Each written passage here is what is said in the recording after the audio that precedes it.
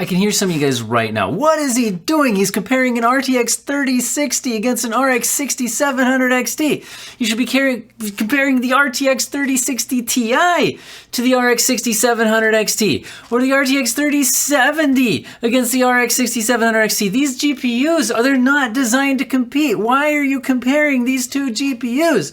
Well, let's talk about it. One reason why I'm comparing them is because GPU pricing is kind of crazy right now as GPU prices finally fall. Because I bought both of these GPUs within the last few weeks, and I actually paid more for the RTX 3060 than I did for the RX 6700 XT. I bought both of them at times where they were sitting in stock for at least several hours, so like real normal humans could actually get them for these prices. But, those aren't necessarily the prices that they're always available for. I got the RX 6700 XT from AMD's drop on a Thursday morning, but I didn't even wait in the queue. After the queue ended, it was just sitting in stock for several hours, and I even posted it on my community page, and after it was sitting on my community page for a while, I was like, I'll buy one for the channel, and it was still in stock, and I bought one for the channel. Now, the RTX 3060, I did buy a little bit further back where prices hadn't come down quite so far. And I also bought the ROG, fine, I won't call it ROG, everybody's mad at me, ROG Strix. I bought the ROG Strix version of the RTX 3060, which is admittedly one of the more expensive ones with a fancy cooler, but at the time, it wasn't that much more than the GPUs that were actually just sitting in stock with much worse coolers. So I paid $550 for the RTX 3060, and I paid MSRP, $479 for my RX 6700 XT. So purchasing them, sitting in stock within the last few weeks, the RX 6700 XT actually costs significantly less. Now, that's not necessarily what you'll find right now, so I don't know. But I figure I bought them at similar prices with the lower end model actually costing more from Nvidia. And I figure let's go ahead and throw these up against each other because it's going to be interesting for a few reasons. Number one, higher end but reference model. Let's see what the temperatures look like on that 6700 XT reference cooler against what's honestly a stupidly gigantic cooler on the RTX 3060. That Strix cooler is absolutely way overkill for this card. Also, we can compare things like ray tracing, where we have a higher end AMD card performing against a lower end Nvidia card in something like ray tracing. Or what if we allow the RTX 3060 to use DLSS? How does that close the gap on the higher end card? Because a lot of people have those types of questions when they're thinking about, AMD seems to have better prices, but ray tracing, but DLSS. So sometimes people do end up paying the same or more for an Nvidia card that's really in just straight up rasterized performance worse. Let's jump into the benchmarks and give you some more thoughts at the end of the video. Now, the first thing I want to mention before anybody reads way too much into this in the comment section is I don't think this is the classic argument, AMD has better colors. What this is just a difference in the encoders. When I recorded this, on each GPU I'm using its built-in encoder through its driver, and the AMD footage here looks a bit darker with slightly deeper colors to me. Anyway, don't read too much into it. What we can see is the performance difference between the two cards. Sorry for the slight image quality difference. And we can definitely also see the temperature difference between the two coolers. Wow, that Strix cooler versus the reference cooler is certainly giving some big heat differences, although both cards seem to be able to maintain their boost clocks and perform very well here. Although we can certainly see the 6700 XT is the much stronger 1440p GPU. Offering a well above 60 FPS experience here, even in the demanding scenes, whereas the 3060 takes some big dips. Also interesting that the power, the wattage between the two cards is fairly similar, although the 6700 XT is drawing a little bit more. Now, to try to close the 60 FPS gap, notice that here both sides of the screen are the RTX 3060. I was looking at, if I did want to play at 1440p, I'd probably drop to either DLSS Quality to jump over 60 FPS, or turn the settings down to medium. Now, DLSS Quality is not free performance, so here I've done it to where you can actually see the split between the two to better pick out the differences on which one you would prefer. Now, if you look at the lines in the pavement here, and then look at some objects in the distance, the distant fencing, things like that, to my eye, there's absolutely more aliasing and like look at the fans in the distance. I mean, if you don't have a 1440p monitor, it might not be obvious to you. As this pans across the palm trees, keep your eye out. Like DLSS to me is clearly upscaling from a lower resolution and absolutely does have an image quality loss compared to the native image. So using medium instead of DLSS Quality is certainly going to be a personal preference thing. DLSS is not just free performance. Now, let's go down to 1080p, where the RTX 3060 is certainly a lot more at home. Although if you play this game at the ultra settings instead of the high settings, it's incredibly demanding. We can see the 3060 taking a few dips below 60, whereas the 6700 XT at 1080p is not even challenged. It is maintaining high refresh rate experience at absolutely maxed out non-ray traced 1080p. So if you're on 1080p and you want high refresh rate, but you also want the high settings, the 6700 XT is certainly offering you much better refresh rate. Now, if you just want max settings at 60 FPS, the 3060, for the most part, does get the job done at 1080p. Whereas if you want to go over 60 FPS in more demanding titles, which is why I'm using Cyberpunk, despite being a year and a half old now, it's still one of the most demanding graphical titles out there. And it features a lot of things like DLSS and FSR and has this side-by-side benchmark and ray tracing and all of that. Speaking of which, how about that ray tracing, guys? So this is a like-for-like comparison where we just max out the ray tracing, but I give AMD its FSR UltraQuality, and I give the 3060 DLSS Quality. And my conclusion is neither GPU is great for ray tracing, although the 3060 does it a whole heck of a lot better. If you want to max out the ray tracing, even at 1080p, and even using DLSS Quality, the 3060 absolutely drops well below 60 FPS, which to me is just not worth it. Whereas the 6700 XT, I mean, I guess you could cap to around 30 FPS and call it a console experience, but when we saw the kind of frame rates that this thing could push, and plus FSR UltraQuality at 1080p just quite frankly doesn't look like native. Neither does DLSS, but it does look a lot better. At these low resolutions, DLSS, absolutely. I mean, look at the writing on the sign there, like the words. DLSS versus FSR at low resolutions is a massive win, although I'd prefer not to have to use it on either of them. But anyway, if I was going to use ray tracing on these cards, and honestly, for the most part, I probably just wouldn't, I would set it more like this. The 3060 seems to be able to handle the ray traced reflections, which are one of the more noticeable things as far as noticing whether they're on or off, with DLSS Quality though. Whereas the 6700 XT is actually playing the game at native using ray tracing settings at low, although the ray traced low settings are really just kind of more natural looking shadows.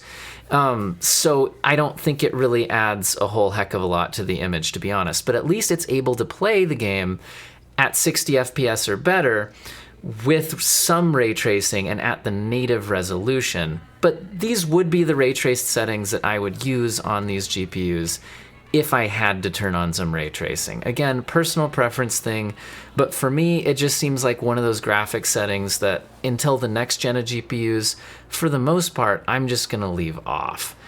But at least at these settings, you're getting a pretty playable experience, and I think it would be arguably worth using if you're into it. Now, what about using these as budget 4K GPUs? They both have 12 gigabytes of memory, so that's interesting. If we go down to the medium settings, then the RTX 3060 can almost hold 60 FPS if we use DLSS all the way down to balanced, whereas the 6700 XT can hold a higher frame rate more stably over 60 FPS and only has to use FSR down to the UltraQuality setting. And while DLSS is better than FSR image quality wise for the most part, the UltraQuality at 4K looks very good, and I do think it looks at least as good, if not actually, in my opinion, looking at them side by side right now, I think FSR UltraQuality is looking better than DLSS Balanced, because DLSS Balanced is a much lower setting. So FSR UltraQuality just doesn't have to do as much work. It's a lot closer to the native resolution already. So yeah, both of these cards actually, though, can handle some budget 4K gaming, as long as you're willing to use a bit of FSR, DLSS, but the 6700 XT can certainly do it at closer to a native 4K. Now, one thing I should bring up is smart access memory. There are certain titles, and Forza Horizon 5, let me be clear here, is an outlier, where it makes a massive performance difference, and it makes the performance between the two cards just night and day different. Now, I don't think this should be a reason to buy one over the other, because it affects so few titles, at least so few titles this dramatically. But if you know that you actually spend a lot of time playing a specific game, like Forza Horizon 5, where the Radeon GPUs just smash Nvidia, especially if you have smart access memory support. I mean, look, the 6700 XT is doing 4K Ultra above 60 FPS at native resolution in this title, whereas the 3060 is not getting anywhere close to that, although you could just go down to medium or so and get a pretty decent 4K experience. And again, these GPUs really aren't targeting 4K. I just like to bring it up as they're at the power level where you could arguably try them out as a budget 4K experience. Now we're looking at 1440p max settings in Red Dead Redemption 2, where the 6700 XT is a fairly high refresh rate experience maxed out at 1440p. The 3060 is absolutely a solid experience, but as we go outside here, you can definitely see, there's dips below 60. It's not a max settings 1440p GPU by any means. However, we could try DLSS Quality. Now look at the hair here. In my opinion, the hair in this game looks really bad using DLSS. However, I do think that it cleans up some of the messy temporal anti-aliasing in this game. So I think it's a bit of a mixed bag on image quality with DLSS in this game. The hair looks kind of bad. A lot of other things look actually cleaned up a little bit, but you don't get the giant performance boost in this game that you do from some other games. It's actually a fairly small performance boost. However, if we go to hardware unboxed optimized settings at 4K, by the way, let's check out the Hardware Unboxed YouTube channel. They did a great optimized settings guide for this game. Anyway, massive performance boost for not much visual quality change. If we use those settings, the 6700 XT can play this game at 4K native 60 FPS, drops below it slightly every now and then. 3060 is going to require DLSS all the way down to balanced in order to get a very similar frame rate. The 6700 XT is doing it native. Now, even at 1080p in this game, the 3060 can't max it out in all scenes, but the 6700 XT absolutely can. Should mention that. There are more demanding scenes than that one in the benchmark. Okay, so what do I actually think about this? Well, if they cost about the same, I would absolutely buy the 6700 XT, even if it's that reference cooler against the 3060 Strix version cooler. Now let's actually talk about that for a second, because I didn't really have much chance during the benchmarks. So we saw that the 6700 XT was running way hotter. Do I care? So here's my thoughts on that. So the temperature problems can cause two issues. One is thermal throttling. If the GPU actually has to slow down and not run as fast because it's getting too hot. Or another thing it can cause is excessive fan noise, which can just be annoying to some people. So here's how I judge that. I saw the boost clocks were staying high on the 6700 XT, so it didn't seem to be an issue. And the next thing is, when I'm gaming, I think most people use a headset while gaming, and mine are even open back design. These are not closed. So like if I put these on, I look stupid with these. I know these are dumb looking headphones, but they sound really good. Anyway, it doesn't really block out much sound. I can hear everything going on around me. So can I hear the fan noise bother me while I'm playing a game at normal volumes with those on? And the answer is no. So the fan noise wasn't an issue. It didn't seem to be thermal throttling, so I just don't think it's a problem. You could also try undervolting. I left both cards at stock, which means that the Strix actually had a small factory overclock, I believe, whereas the 6700 XT is complete reference spec from AMD. And underclocking could probably help draw down some of those temperatures a bit if we wanted to. It would be interesting to compare these overclocks since the Strix cooler is so beefed up and see how that might close the gap, but we could also overclock the 6700 XT. Honestly, I just didn't have time in for this video. I do this channel as a hobby, so I only have time to do what I have time to do. Now, beyond that, again, just ignoring the heat temperatures, the two cards, I would pay not only the same money for the 6700 XT, I hope those benchmarks spoke for themselves. The 6700 XT is a significantly better graphics card, and it's worth more money. The only place where the 3060 had any kind of an advantage other than the temperatures on that particular cooler was with ray tracing. Although, as I said during the benchmark, I don't think ray tracing is at a point right now where it makes sense on almost any GPU. Honestly, I've been mostly using my RTX 3080 12GB since I bought it, and I'm not using ray tracing with it. You just take such a performance hit in most games. For small visual gains, I'm really hoping the next generation of GPUs has significantly better ray tracing performance, and you don't take that such massive hit. So yeah, for me, it's not a big enough deal to really care, although it is interesting to point out that a lower tier Nvidia card does outperform a higher tier AMD card in ray tracing. Just by buying the higher tier AMD card did not close that gap. Although also different games do perform very differently. I feel like with AMD ray tracing, some games are designed to work better on it. I feel like when the settings are too high, the AMD ray tracing just gets overwhelmed and the performance just tanks. Whereas if the ray tracing effects are kept pretty low key, you actually don't take a huge performance gap. It seems to perform very differently in different games. And as we saw here, when I kept the ray tracing to the low setting, just doing a bit of shadows, I was actually able to stay at the native resolution with decent frame rates. So it's not like you can't do any ray tracing on it, but the 3060 app absolutely did do better overall, especially with the more demanding ray tracing. Now, DLSS was certainly nice to have on the 3060, but as we saw, in most situations, you had to use it just to catch up to the performance of the 6700 XT, and it's not free performance. I hope in some of that side-by-side you could see that there's always some downsides to the image quality when using DLSS. It's not just free performance, although it is really great technology. I'm hoping that FSR 2.0 question mark coming in the summer, right? Or quarter two, I guess. Quarter two. We'll see how that goes. Very interested to see. Now, overall, I thought both cards seemed quite good. But it was interesting to me that the 3060, if you want to absolutely max things out, we did even see at the end there that at 1080p, there even are occasions where you're going to be dropping below 60 FPS if you just want to max things out, even without using ray tracing. Whereas the 6700 XT, I'm not aware of any game, as long as you keep ray tracing off, where it can't just max out 1080p at a high refresh rate experience. And for the most part, 1440p can be a pretty easy max it out and you're good to go as well on the 6700 XT. Whereas using the 3060 as a 1440p card, in some games, yeah, you can just max it out and you're fine, but in many, many games, you're gonna have to be turning things down, using DLSS, that kind of thing, to get the kind of frame rates that you'd want at 1440p when using the RTX 3060.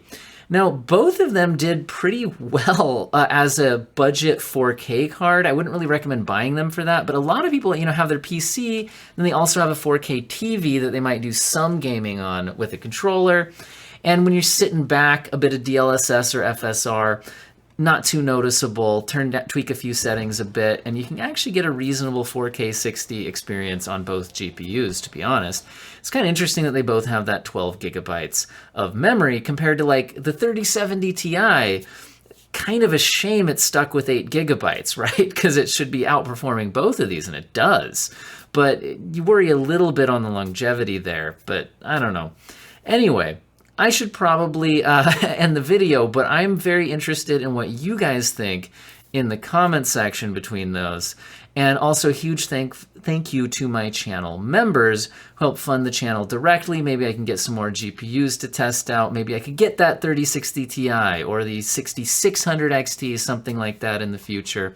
Buy the next gen GPUs that come out, get some Intel Arc GPUs, who knows. Anyway, I hope all of you have an excellent day.